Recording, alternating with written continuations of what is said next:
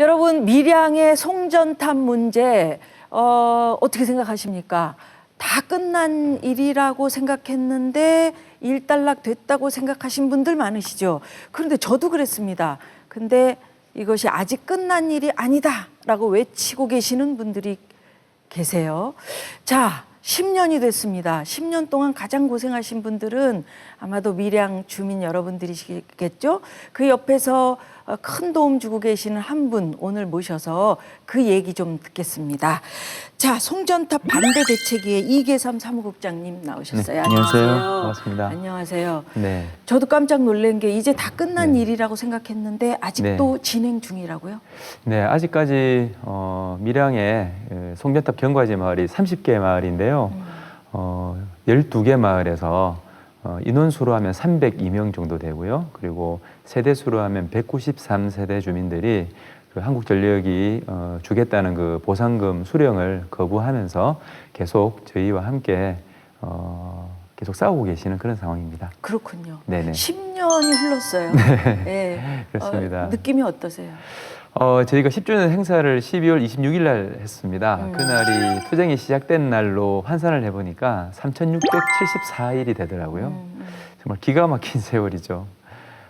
저희가 자료를 정리를 하면서 그 백서를 발간했습니다. 네. 그때를 기점으로 그 옛날 자료를 많이 봤는데 그 2005년, 6년 이때 어르신들 사진이 지금보다 훨씬 더 젊어 보이셨어요.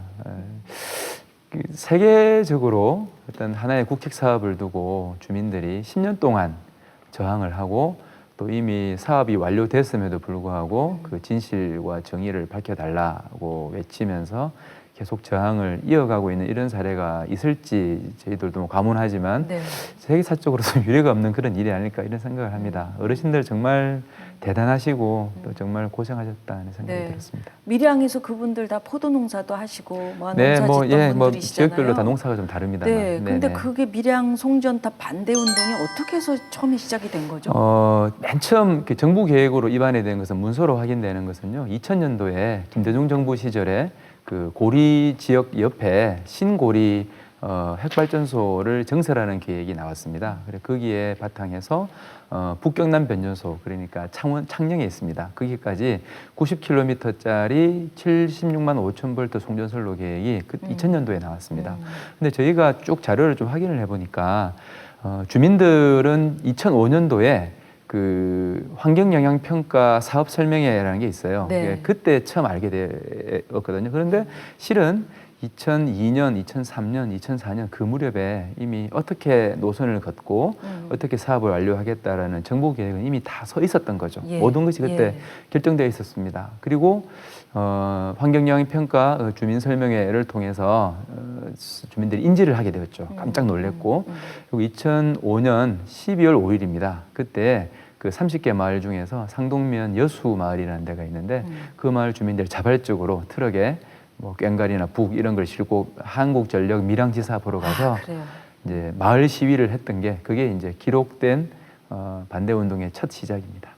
네. 그리고 이제 마을에서 막 로프로 묶으시고 지키시고 막 쇠사슬 이러셨었잖아요. 묶고, 네, 그런 그랬습니다. 모습들이 이제 언론을 통해서 많이 보도가 돼서 네네. 저희들은 기억하고 있는 모습들인데 네네. 안타깝게도 주민 스스로 또 목숨을 끊는 그런 경우도 있었죠. 네, 그런 일이 있었죠. 네. 2012년 1월이었습니다. 저희들도 뭐 일생 잊을 수 없는 날인데요. 74살 할아버지 이치우 어르신이 그 한전이 고용한 용역, 아주 손주뻘 되는 젊은 그 용역들에게 하루 종일 논에서 시달리시다가 그날 저녁에 휘발유를 부으시고 내가 죽어야 이 문제가 해결되겠다라고 하시면서 분신자결하셨습니다. 네. 너무 안타깝습니다. 지금 네. 생각해도. 네, 그렇죠. 10년 동안 고령이시고 거의 다 어르신들 아니십니까? 맞습니다. 네. 굉장히 힘든 일들 많으셨을 텐데 그렇죠. 네네.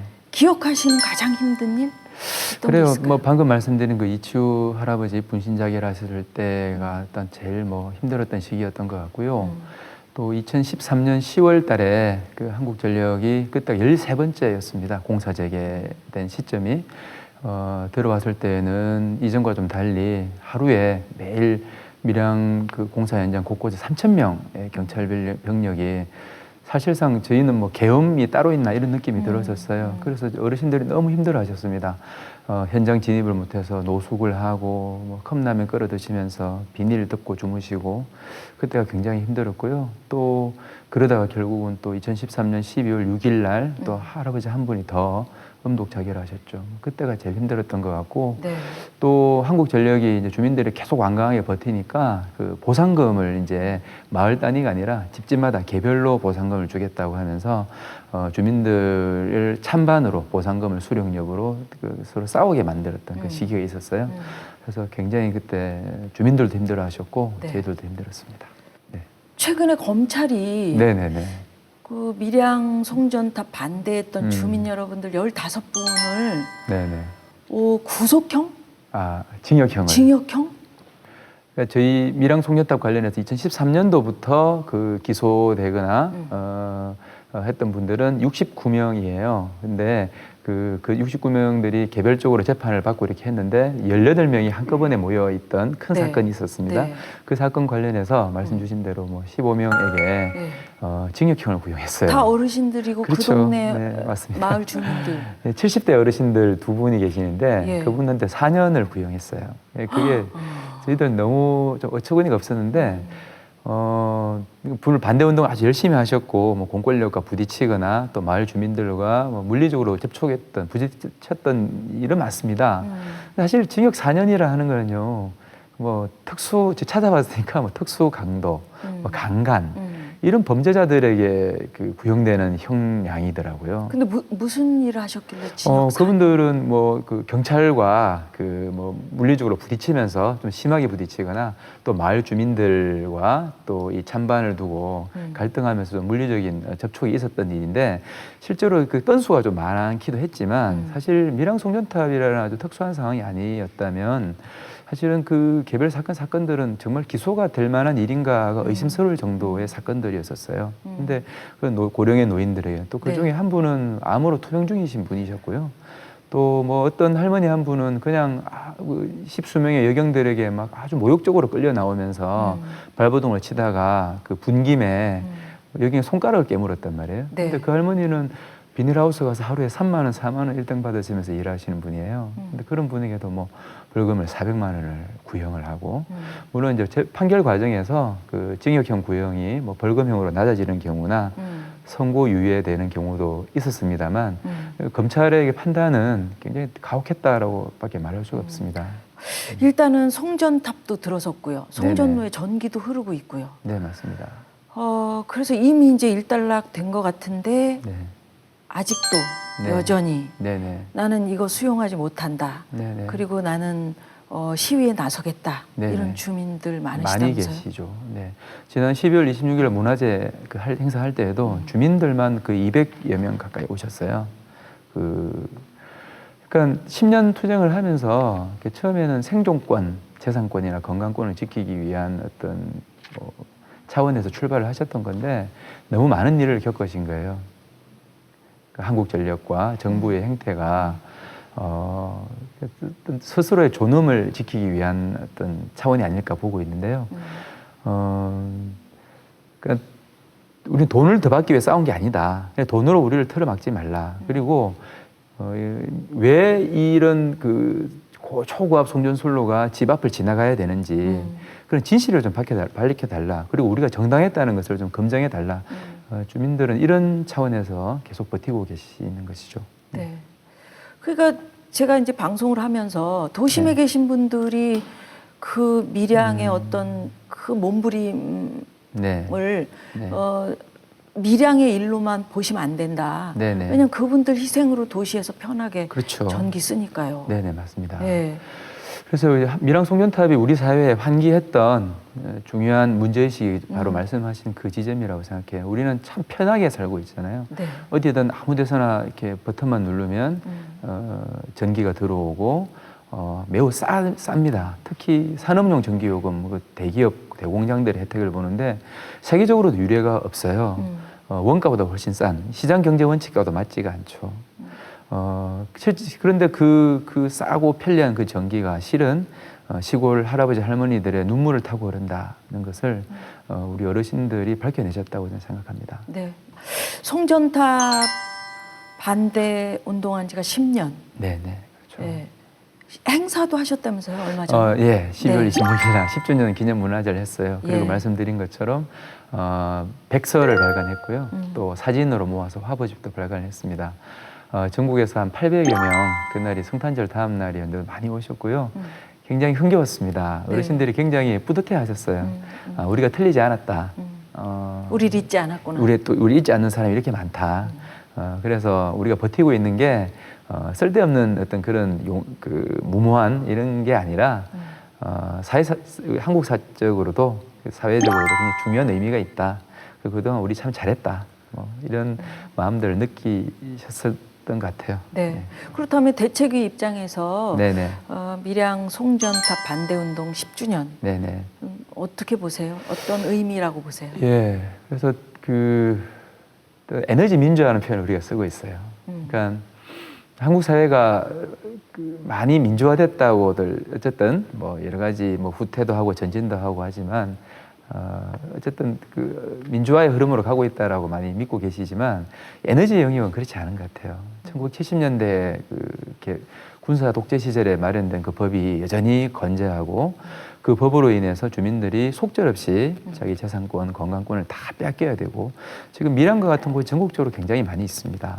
밀양 어르신들이 10년 동안 싸우면서 이 문제를 밝혀냈고 그 이후의 과제는 우리가 공기처럼 이 전기를 쓰고 있는데 이것이 정말 민주적으로 합리적으로 시스템이 바뀌어야 된다는 문제의식을 밝혀내셨다고 생각을 하고 네. 그것을 또 밀양 어르신들이 또 어떤 당신들의 어떤 소명으로서 간직하고 계시고 밀양 어르신들을 좀 앞장을 쓰신다면 많은 사람들이 좀 뒤따라가면서 이 잘못된 에너지 법 체계를 좀 개혁하고 좀 더 공평하고 합리적인 방식으로 또 이런 위험천만하게 이럴 데 없는 핵발전소가 사라지는 그런 계기가 돼야 된다. 그런 문제의식으로 저희들도 10주년을 바라보고 있고 예. 또 그 이후에 일정들을 가져가려고 생각하고 예. 있습니다. 어르신들이 오늘 저 방송 보시면서 네. 우리 문제 다루네, 기쁘네 이렇게 네, 생각하실 네. 수도 있을 것 같아요. 네, 그럴 것 같습니다. 근데 실제로 우리 밀양의 어른들이 네네. 사회 변화에 아주 큰 한 획을 그으신 게 맞습니다. 법 네. 개정까지 이끌어내셨단 네네. 말이죠. 일단 2014년 6월 11일 날 경찰이 행정대 집행을 했는데 그게 네. 새벽 시간에 이루어졌었어요.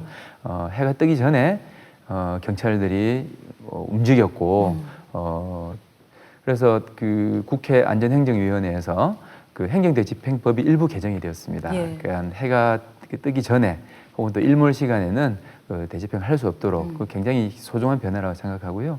그리고 궁극적으로는 아까 말씀드린 에너지 관련한 법 조항들이 독소 조항들이 매우 많고 네. 이게 재산권, 건강권에 심대한 위협이 되고 있어요. 그래서 이런 법 개정도 이제 밀양을 계기로 이제 변화의 조짐이 생겨나고 있다고 보고 있습니다. 참 밀양에 계신 어르신들이나 대책위 입장에서는 지난 10년이 엄청 긴 시간이었을 것 같아요. 네. 참 곤혹스럽고 그러셨을 텐데도 네, 그렇죠. 꿋꿋하게 잘 견디셨네요. 네. 앞으로 계획이 있다면 어떤 계획? 일단 주민들이 일단 입고 있는 재산과 건강권에 대한 피해가 실질적으로 제대로 조사가 된 바가 별로 없습니다. 그래서 계속 정치권의 그런 재산과 건강 피해 실사를 요구를 할 것이고요. 그렇게 되지 않는다면 주민들끼리 또 저희 대책위가 직접 그런 피해 조사 작업을 할 것입니다. 그리고 그걸 바탕으로 해서 법의 변화를 요구할 거예요. 그러니까 전원개발촉진법, 전기사업법, 송변전 설비, 주변지역 지원 보상에 관한 법률, 송주법이라고 그러는데 저희가 에너지 3대 악법이라고 부르고 있습니다. 네. 그 법들을 개정하는 운동들을 어르신들과 해나갈 것입니다.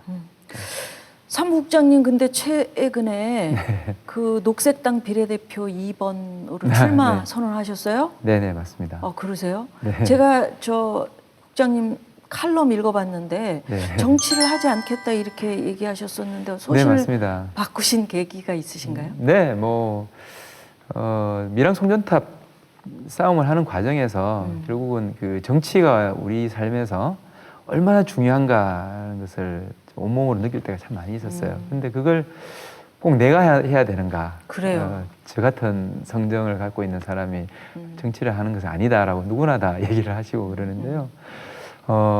결국은 밀양 투쟁의 과정에서 그런 아주 절박함을 아주 강하게 느꼈고 그 말씀 주신 대로 그런 소신의 변화가 변화가 오게 된 거죠. 네. 정치가 잘 되려면 정말로 그 문제에 대해서 깊숙이 관여하고 몸소 느끼고 이런 분들이 정치인으로 많이 탄생이 되고 또 네네. 그분들의 아픔을 함께 할 수 있어야 된다고 저는 생각을 하거든요. 네네. 근데 어르신들 입장에서는 어떨까요? 정치를 하시겠다. 이 어르신들 네. 알고 계세요? 근데 실은 출마 권유가 이전부터 좀 있었는데요. 제가 계속 이제 어르신들을 핑계를 대면서 계속 고사했습니다. 어르신들이 원치 않을 것이다.